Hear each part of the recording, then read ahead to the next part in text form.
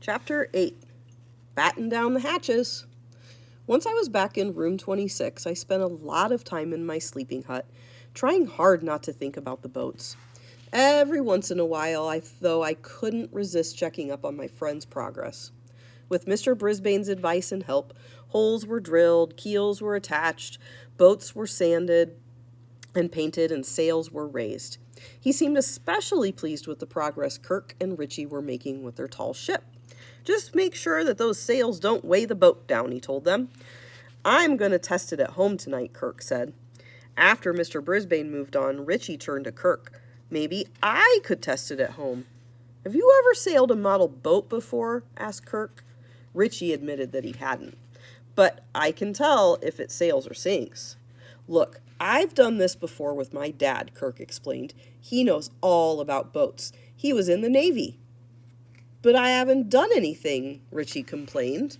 Great, said Kirk. You'll get a prize and you don't have to do the work. Trust me, we'll win. I guess Richie couldn't think of anything else to say, but he sure looked miserable. Kirk didn't seem to notice. Hey, where do fish sleep? He suddenly asked. Richie just stared at Kirk. In a waterbed, Kirk chuckled. Richie didn't. Gail didn't look any happier than Richie. Heidi was out sick with a bad cold, so Gail had to work alone. And her mother, who was so encouraging to the other students, continued to insist that she decorate the sail.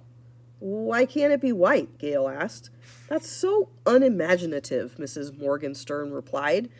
Remember how you resisted changing your room? Now you love your golden walls, don't you? Yes, but that's different, Gail answered quietly. So Gail continued to spend her time working on the hull of the boat.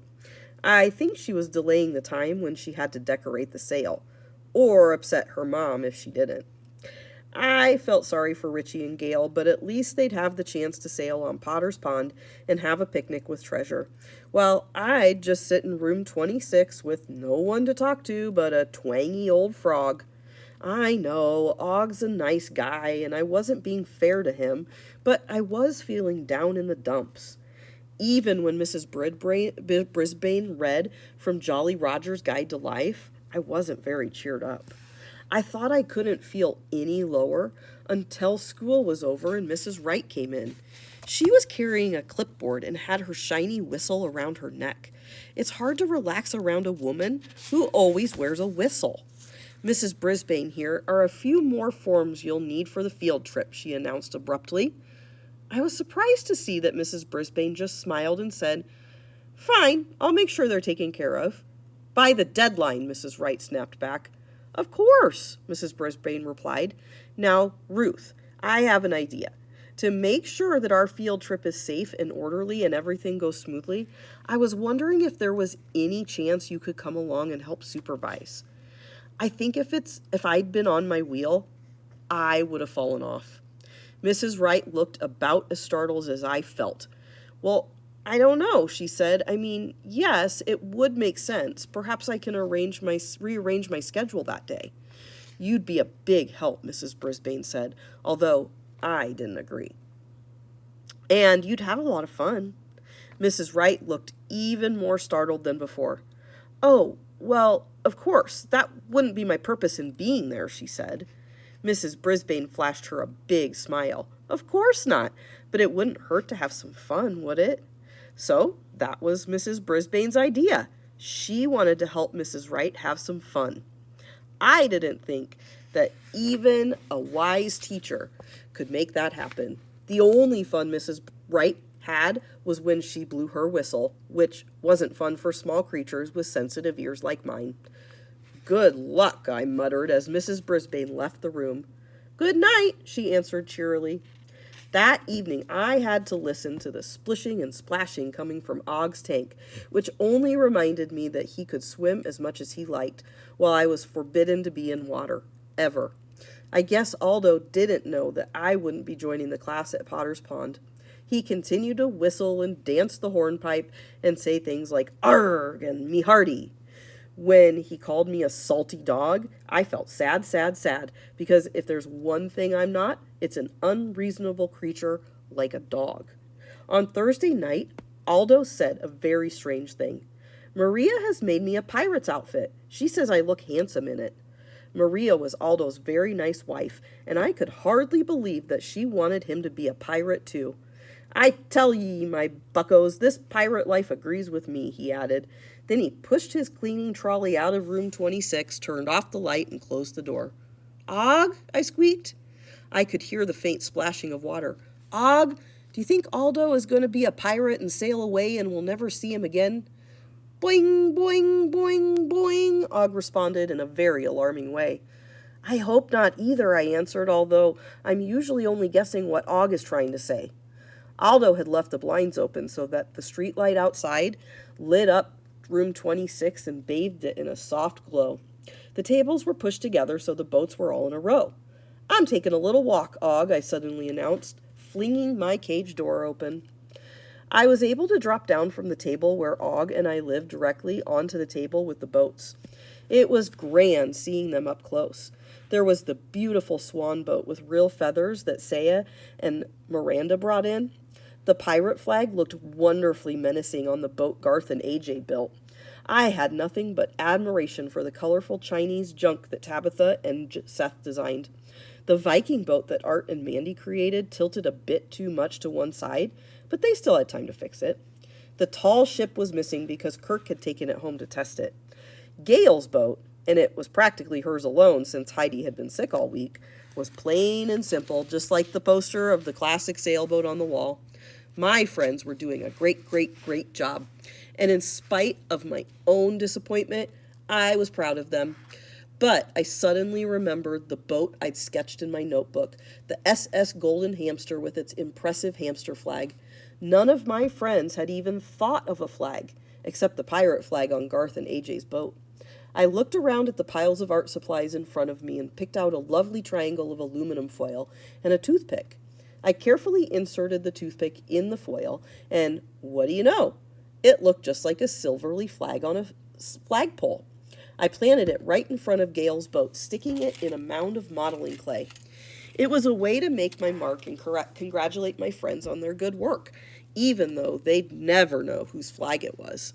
After all, it wasn't their fault. I'd be a landlubber forever. There's always plenty of time to think after Aldo leaves, and that night I couldn't help thinking about Kirk and how he was treating Richie. I'd never seen him act that way before.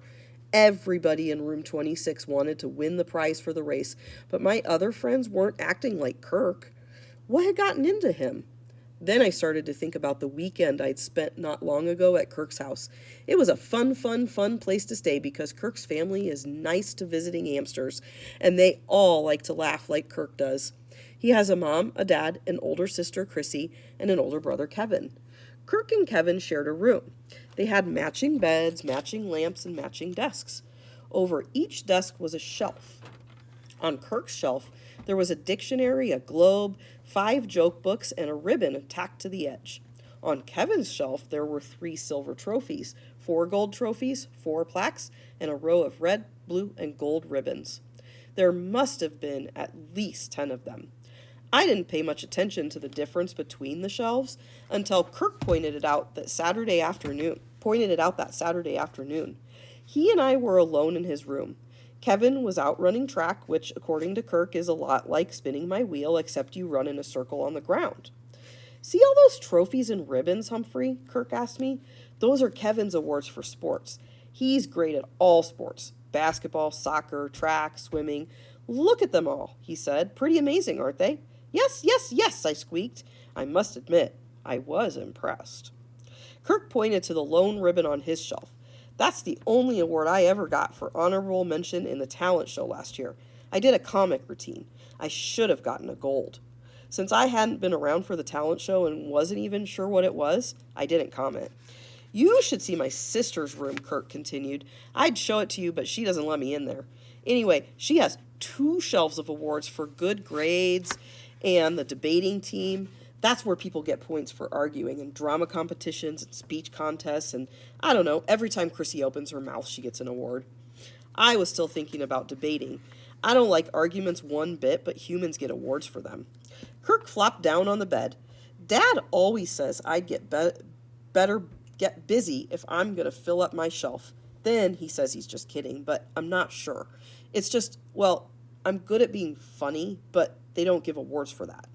I got an award once for my Halloween costume, but Kirk seemed so upset, I didn't think it was a good time to mention it. Suddenly, Kirk sat up. Hey, Humphrey, did you hear about the scarecrow who got the big award for being outstanding in his field? He laughed loudly. Get it? See, a scarecrow stands in a field, outstanding in his field. Unsqueakably funny, I said, though I was exaggerating a little. I've got a million of them, Kirk said. Did you hear the story about the spaceship? It was out of this world. He chuckled again, and so did I. Kirk jumped up and stood close to my cage. Here's one for you, Humphrey. What did the hamster say when he broke his leg? Quick, call a hambulance. A hambulance? Now that was funny. I hopped on my wheel to show Kirk the joke made me happy. If I'd had a golden ribbon, I would have given it to him. Like I said, it was quiet in room 26. Og never squeaks up, much less tells a joke. Og, did you hear the one about the boy who wanted a prize so badly he'd even hurt his best friend's feelings to win it? I asked my neighbor. Og didn't laugh, but that was okay. The situation wasn't one bit funny, and I didn't have any idea how to make things better between Kirk and Richie. It didn't take long for Gail to notice the flag the next morning. Heidi was back too, and she asked who had made it. When the girls asked around, no one knew anything about it, except me, but nobody asked. When Mrs. Morgenstern came over to check on their progress, she asked Gail how she decided to decorate the sail. Mom, could I make a flag instead? She asked. Fabulous idea, Mrs. Morgenstern replied. I love it. She seemed pleased, and so did Gail, who went right to work. First, she studied nautical flags in one of Mrs. Brisbane's books. It turns out there's a whole language for flags. Boats raise them to send messages to shore or to other boats. Then, Gail designed her own series of flags with brightly colored stripes and patterns. I was happy I'd been able to inspire her again. Mr. Brisbane helped her string them along the side of the mast. Mrs. Morgenstern loved them, and best of all, Gail did too. It was a fine boat. They were all fine boats, especially after Mr. Brisbane helped Art and Mandy get their Viking ship to stand up straight. Kirk looked very pleased when Mr. Brisbane checked out their tall ship. It floated perfectly last night, Kirk said. I knew it would. Mr. Brisbane was full of praise. After he moved on, Kirk turned to Richie and said, I think we've pretty much got first prize wrapped up. You've got first prize wrapped up, Richie snapped. I'm just a big nobody. Kirk looked surprised. Come on, Richie. No one has to know I did all the work. You'll look like a winner. But I won't feel like one. Richie quickly got up and sharpened about 1,000,000 pencils. After a while, Mrs. Brisbane noticed and went over to talk to him. Is everything okay? She asked. I guess, he answered. She tried to get more information out of him, but he just kept sharpening pencils. So she wandered over to Kirk and asked him if everything was all right. Yeah, the boat's fantastic. Look, he answered. I mean between you and Richie, Mrs. Brisbane said. Sure, we make a great team, Kirk said. He sounded as if he meant it. Does Kirk really think Richie doesn't mind being left out? I squeaked to Og. Boing, Og answered. He didn't sound very enthusiastic. Keep an eye on ye enemies, me hearties. There may be mutiny a-brewing. From Jolly Roger's Guide to Life by I.C. Waters.